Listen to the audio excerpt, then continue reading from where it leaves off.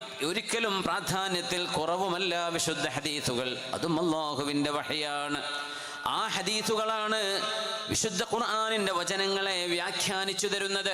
നിസ്കരിക്കണം, നിസ്കാരം നിലനിർത്തണേ എന്ന് ഖുർആൻ പറയുമ്പോൾ എങ്ങനെയാണ് വുളൂ ചെയ്യേണ്ടത്, നിസ്കാരത്തിൻ്റെ സമയം ഏതൊക്കെയാണ്, റക്അത്തുകൾ എത്രയൊക്കെയാണ്, ഇത് പുണ്യ നബിയാണ് പഠിപ്പിച്ചു തരുന്നത്. ഖുർആനിൽ കാണൂല.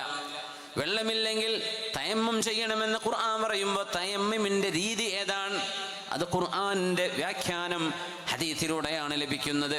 അതുകൊണ്ട് അല്ലാഹുവിൻ്റെ ഹബീബ് സ്വല്ലല്ലാഹു അലൈഹി വസല്ലമ തങ്ങളുടെ ഹദീസുകൾ കേൾക്കുമ്പോൾ, സ്വഹീഹായ ഹദീസുകൾ, കൃത്യമായും പുണ്യനിബിതങ്ങളിൽ നിന്ന് നമുക്ക് വന്ന അറിവുകൾ, ഹബീബായ നിബിതങ്ങളിൽ നിന്ന് വരുന്ന ഹസനുകളും ദഈഫുകളുമായ ഹദീസുകളാണെങ്കിൽ പോലും തീർച്ചയായും ആ വചനങ്ങളെ എങ്ങനെയാണ് കൈകാര്യം ചെയ്യേണ്ടത് എന്ന് ആലിമീങ്ങൾ പഠിപ്പിക്കുന്നു.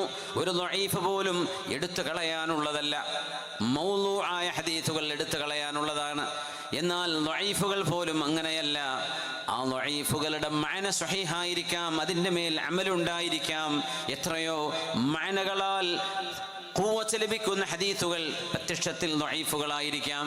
പക്ഷേ പുണ്യനബി പറഞ്ഞത് സ്വല്ലല്ലാഹു അലൈഹി വസല്ലം, ഹബീബായ നബി തങ്ങളുടെ ഹദീസുകൾ പറയുമ്പോൾ മദീനയുടെ പച്ചക്കുബ്ബ മനസ്സിലേക്ക് വരാറുണ്ടോ? പുണ്യനബിയുടെ ഹദീസുകൾ പറയുമ്പോൾ മണലാരണ്യത്തിലൂടെ നടന്ന ഹിജ്റ പോയ പുണ്യനബിയെ നമ്മൾ ഓർക്കാറുണ്ടോ? ഹദീസുകൾ കേൾക്കുമ്പോൾ ആ ഹദീസുകളുടെ ജംഅ ചെയ്ത ഹദീസുകളെ രേഖപ്പെടുത്തിയ സ്വഹാബിമാരുടെ ജാബിർ ഇബ്നു അബ്ദുല്ലാഹി അൽ അൻസാരി തങ്ങളുടെ ത്യാഗം പോലെ, അബൂ ഹുറൈറ തങ്ങളുടെ, അബ്ദുല്ലാഹി ഇബ്നു അബ്ബാസ് തങ്ങളുടെ, അബ്ദുല്ലാഹി ഇബ്നു മസ്ഊദ് തങ്ങളുടെ, ഇമ്രാൻ ഇബ്നു ഹുസൈൻ തങ്ങളുടെ, ഇവരുടെയൊക്കെ അധ്വാനങ്ങളെ നമ്മൾ ഓർക്കാറുണ്ടോ? ഒരു ഹദീസ് കേൾക്കുമ്പോൾ അതിന് കൊടുക്കേണ്ട പ്രാധാന്യം നമ്മൾ നൽകാറുണ്ടോ?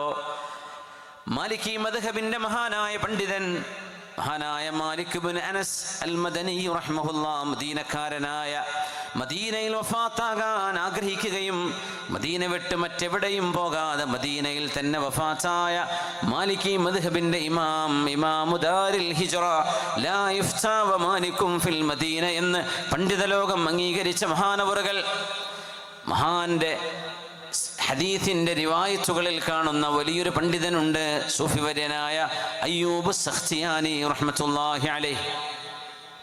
അയ്യൂബ് സഖ്തിയാനിയുടെ ഹദീസ് എപ്പോഴാണ് ഇമാം മാലിക് എന്നവർ രേഖപ്പെടുത്തിയത് എന്ന് മഹാൻ തന്നെ പറയുന്നുണ്ട്. എപ്പോഴാണ്? അയ്യൂബ് സഖ്തിയാനി ഞങ്ങൾ ഹദീസ് പറയുന്ന ആളാണ്, ഹദീസ് റിവായത്ത് ചെയ്യുന്ന ആളാണ്. പക്ഷേ ഹദീസ് പണ്ഡിതനായ ഇമാം മാലിക് എന്നവരുടെ ഹദീസ് സ്വീകരിക്കാനുള്ള ചില ക്രൈറ്റീരിയൻ മഹാനായ അയ്യൂബ് സഖ്തിയാനിയിലുണ്ടോ എന്ന് മഹാനായ മാലിക് തങ്ങൾ പരീക്ഷിച്ചത് ഇമാം മാലിക് തങ്ങൾ തന്നെ പറയുന്നുണ്ട്. ഹജ്ജതൈൻ, 2 തവണ ഹജ്ജിന് വന്നത് ഞാൻ ഓർക്കുന്നു അയ്യൂബ് സഖ്തിയാനി. പാറയിലേക്ക് നോക്കിയിട്ട് കൂടെ വന്ന ആൾക്കാരോട് ഈ മഹാൻ പറഞ്ഞൊരു വാക്കുണ്ട്, കറാമത്ത് എന്ന് കേട്ടിട്ടുണ്ടോ എന്ന് ചോദിച്ചു. അപ്പോൾ പറഞ്ഞു, ഇല്ല, ഞങ്ങൾക്കറിയില്ല. എന്നാൽ അങ്ങനെ ഒരു സംഭവമുണ്ട്. കൂടെ ഹജ്ജിന് വന്ന ആൾക്കാരോട് പറഞ്ഞു കൊടുക്കുക. അള്ളാഹുവിൻ്റെ ചില ആളുകൾക്ക് അള്ളാഹു അത് ചെയ്തു കൊടുക്കും, നിങ്ങൾ കാണണമെന്ന് ചോദിച്ചു. ആ കാണണമെന്ന് പറഞ്ഞു. അപ്പോൾ പാറകളാണല്ലോ, മക്കയും മദീനയൊക്കെ പാറമലകളാണ്. നമ്മൾ ഇതേപോലത്തെ പച്ചപ്പൊന്നും ഉണ്ടാവില്ലല്ലോ. ഒരു പാറയിലേക്ക് നോക്കിയിട്ട് നിങ്ങൾക്ക് വെള്ളം വേണ്ടേന്ന് ചോദിച്ചു. ആ വേണം. ആ പാറയുടെ ഒരു ചെറിയൊരു ദ്വാരത്തിലേക്ക് വിരൽ വെച്ച് അല്ലാഹുമ്മ സ്ഖിന, പടച്ചവനെ ഞങ്ങൾക്ക് വെള്ളം വേണം. വിരലെടുത്ത് വെള്ളം അണപൊട്ടി കൂടെയുള്ള മുഴുവൻ ആളുകളും കുടിച്ചു, ഒതു കൊടുത്തു. പോരെ, വെള്ളം കിട്ടിയില്ലേ? ആ വിരലങ്ങോട്ട് വെച്ചു, അതങ്ങ് ഓഫ് ചെയ്തു. എന്നിട്ട് പറഞ്ഞു, ഞാൻ മരിക്കണവരെ ഇത് ലോകത്തോട് പറയാൻ പാടില്ല. അങ്ങനെ ഹറമൊക്കെ നടന്നു പോയ ആളാണ് അയ്യൂബ് സഖ്തിയാനി തങ്ങൾ. എന്താണ് കറാമത്ത് എന്നിങ്ങനെ ലൈവ് കാണിച്ചു കൊടുക്കുകയാണ്. എന്നിട്ട് പറഞ്ഞത് മിണ്ടാൻ പാടില്ല എന്ന്. ഞാൻ മരിച്ചിട്ട് ഇങ്ങനെ വേണേൽ പറഞ്ഞുകൊണ്ടോ, മരിച്ചതിന് ശേഷം ലോകം ഇതറിയുന്നത് ഇങ്ങനെ സംഭവം നടന്നിട്ടുണ്ട്. ആ മഹാന്റെ ഹദീസ് ഇമാം മാലിക് എന്നവർ സ്വീകരിക്കാൻ ഇമാം മാലിക് എന്നവർ കാണിച്ച ശുഷ്കാന്തിയെക്കുറിച്ച് ഞാൻ സൂചിപ്പിക്കുകയാണ്.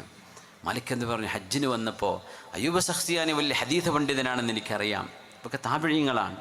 അപ്പോൾ ഞാനിങ്ങനെ നോക്കുകയാണ്,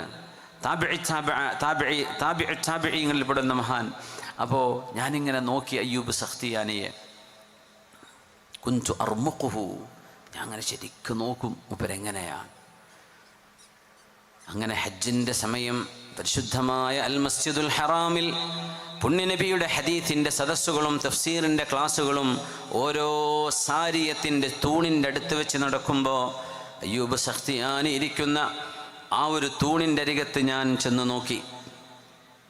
കുല്ലമാ ദുഖിറ റസൂലുള്ളാഹ് അജ്ഹശ ബിൽ ബുകാ ഹത്താ റഹമഹ്. ഖാല റസൂലുള്ളാഹ്, പുണ്യ റസൂലുള്ളാഹി സ്വല്ലല്ലാഹു അലൈഹി വസല്ലം തങ്ങൾ ഇങ്ങനെ പറഞ്ഞു എന്ന് ഒരു ഹദീത്ത് പണ്ഡിതൻ ഹദീത്ത് പഠിപ്പിക്കാൻ വേണ്ടി ഖാല റസൂലുള്ളാഹ് എന്ന് പറഞ്ഞാൽ അജ്ഹശ ബിൽ ബുകാ, തേങ്ങി തേങ്ങി കരയും അയ്യൂബ് സഖ്തിയാനി തങ്ങൾ. കരഞ്ഞ് കരഞ്ഞ് കരഞ്ഞ് എണീറ്റ് നിൽക്കാൻ പറ്റാത്ത വിധം കരയുമ്പോൾ പടച്ചവനെ, ഈ മനുഷ്യനെ നീ ഒന്ന് സഹായിക്കണേ എന്ന് മനസ്സിൻ്റെ ഉള്ളിൽ ഞാൻ പറഞ്ഞു പോകുമായിരുന്നു. കുല്ലമാ ദുഖിറ റസൂലുള്ളാഹ്, അല്ലാഹുവിൻ്റെ ഹബീബിൻ്റെ പേര് കേൾക്കുമ്പോഴെല്ലാം പൊട്ടിക്കരയുന്നത് കണ്ടപ്പോഴാണ് കതബ്തു അൻഹു, അയ്യൂബ് സഖ്തിയാനിയിൽ നിന്ന് ഞാൻ ഹദീത്ത് രേഖപ്പെടുത്താൻ തുടങ്ങിയത്. വെറുതെ അങ്ങനെ പറഞ്ഞു പോകുന്നവരെ ഞാൻ എടുക്കണില്ല. അങ്ങനെ ആർക്കും പറയാലോ. ഇത് മനസ്സിലേക്ക് കടന്നിട്ടുണ്ടോ? ഹദീത്ത് പറയുമ്പോൾ പുണ്യനബി തങ്ങളുടെ മഹത്വം എത്രയാണെന്ന് ഹൃദയത്തിനുള്ളിലേക്ക് കടന്നു കയറിയിട്ടുണ്ടോ?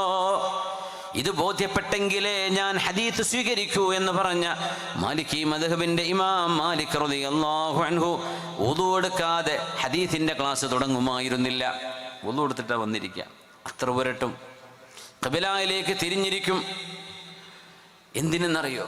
ആരുടെ വാക്കുകളാണ് ഈ പറയാൻ പോകുന്നത്? ഖാലല്ലാഹു വഖാല റസൂലുള്ളാഹ്, അല്ലാഹു പറഞ്ഞു, പുണ്യ റസൂല് പറഞ്ഞു എന്ന് ഹദീത്ത് പറഞ്ഞു കൊടുക്കാൻ വുളു എടുക്കാതെ ഇമാം മാലിക് എന്നവർ വരാറില്ല. മസ്ജിദുൻ നബവിയിൽ ദർസ് നടത്തിയ മഹാനാണ് മാലിക് ബിൻ അനസ് റളിയല്ലാഹു അൻഹു.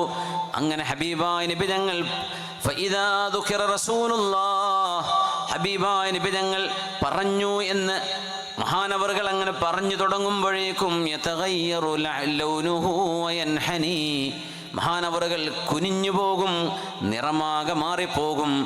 മുമ്പിലിരിക്കുന്ന ശിഷ്യന്മാർക്ക് മഹാനെ കേൾക്കാൻ പ്രയാസമാകും. അപ്പോൾ ആളുകൾ ചോദിച്ചു, ഇമാം മാലിക് എന്നവരെ, എത്രയോ ആളുകൾ ഖാല റസൂലുള്ളാഹ് എന്ന് പറയുന്നില്ലേ, നിങ്ങൾ എന്തിനാണ് ഇങ്ങനെ വിഷമിക്കുന്നത്? മക്കളെ, ഞാൻ കണ്ട എൻ്റെ ഗുരുനാഥന്മാർ, എൻ്റെ മശായിഖന്മാർ, എൻ്റെ ഉസ്താദുമാർ, അവരിൽ നിന്നാണ് നിങ്ങൾ പഠിച്ചിരുന്നത് എങ്കിൽ ഈ ചോദ്യം നിങ്ങൾ എന്നോട് ചോദിക്കുമായിരുന്നില്ല. അവിടെയാണ് വിഷയം. എൻ്റെ ഗുരുനാഥന്മാർ മുഹമ്മദ് ബിൻ മുൻകദിർ റഹ്മത്തുള്ളാഹി അലൈഹി, മുസ്തജാബ് ദഅവകളായ മഹാന്മാർ. മുഹമ്മദ് ബിൻ മുൻകദിർ റഹ്മത്തുള്ളാഹി അലൈഹി എൻ്റെ ഗുരുനാഥനാണ്.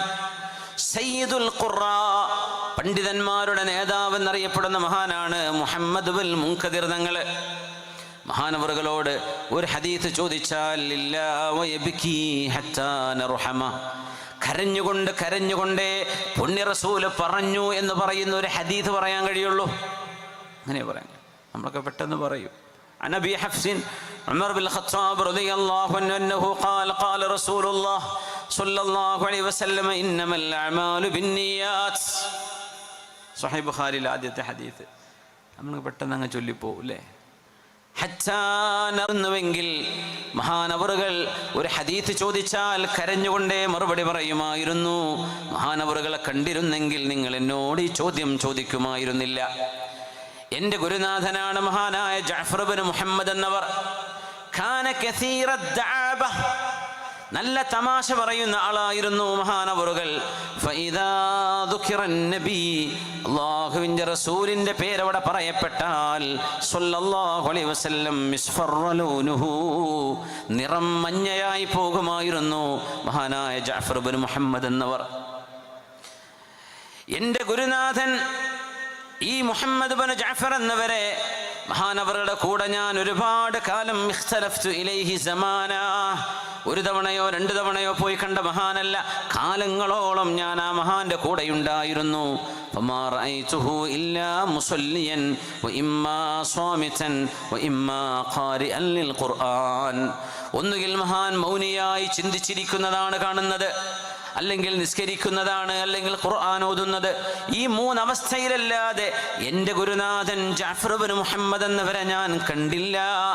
ആ മഹാനിൽ നിന്ന് പഠിച്ച ആളല്ലയോ ഞാൻ.